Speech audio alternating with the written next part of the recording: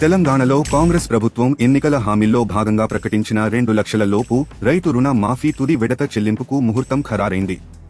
15 August రోజున ఖమ్మం జిల్లా వైరాలో 3వ విడత రైతు రుణమాఫీ నిధులను ముఖ్యమంత్రి రేవంత్ రెడ్డి విడుదల చేస్తారు. ఇప్పటికే 2 విడతల్లో రైతు రుణాలను తెలంగాణ ప్రభుత్వం మాఫీ చేసింది. మొదటి విడతలో 1 లక్షలోపు రుణాలను మాఫీ చేశారు.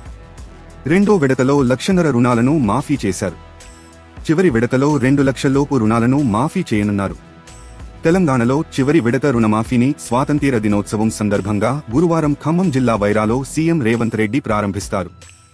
రైతుల ఖాతాల్లో నిధులు జమ చేసేందుకు ఏర్పాట్లు చేస్తున్నారు. దాదాపు 14 లక్షల మందికి 3వ విడతలో రైతు రుణమాఫీ అమలు చేయనున్నారు. హైదరాబాద్లో జరిగే స్వాతంత్ర్య దినోత్సవ వేడుకలు ముగిసిన తర్వాత సీఎం వైరాకు వెళ్తారు. ఖమ్మంలో సీతారామ ప్రాజెక్టు ప్రారంభోత్సవం తర్వాత జరిగే బహిరంగ సభలో రుణమాఫీ నిధులు విడుదల చేస్తారు. తెలంగాణలో అధికారంలోకి వస్తే 2 లక్షల్లోపు రైతు రుణాలను మాఫీ చేస్తామని కాంగ్రెస్ పార్టీ వరంగల్లో ప్రకటించింది. ఈ మేరకు ఇప్పటికే 1 లక్ష రుణాన్ని మాఫీ చేశారు. తెలంగాణలో 11,34,412 మందికి 6,034 కోట్లను ఇప్పటికే చెల్లించారు. రెండో విడతలో 6,40,223 మందికి 6,190 కోట్లను విడుదల చేశారు. మొదటి 2 విడతల్లో రుణమాఫీ లబ్ధి పొందిన వారిలో నల్గొండ జిల్లా మొదటి స్థానంలో, చివరి స్థానంలో హైదరాబాద్ ఉంది. 2024 మే 6న వరంగల్ ఆర్ట్స్ కాలేజీలో వరంగల్ రైతు డిక్లరేషన్ పేరుతో 2 లక్షల రైతు రుణమాఫీ చేస్తామని ప్రకటించారు. ఇప్పటికే 1.5 లక్షలోపు రుణాలను తెలంగాణ ప్రభుత్వం మాఫీ చేసింది.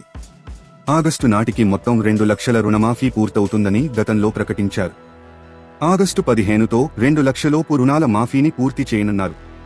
తెలంగాణలో వ్యవసాయాన్ని పండుగ చేస్తామని చెప్పినట్టే రైతాంగానికి రుణమాఫీ పథకాన్ని అమలు చేస్తున్నట్టు సీఎం రేవంత్ రెడ్డి గతంలో చెప్పారు.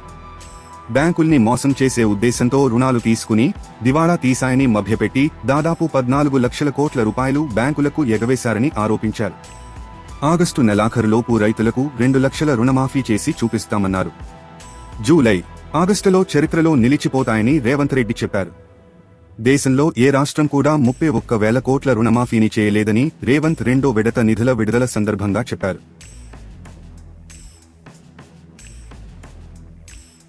తాజా సమాచారం కోసం లైక్ చేయండి, సబ్స్క్రైబ్ చేయండి, నోటిఫికేషన్ల కోసం గంట సింబల్ ఆన్ చేసి పెట్టండి.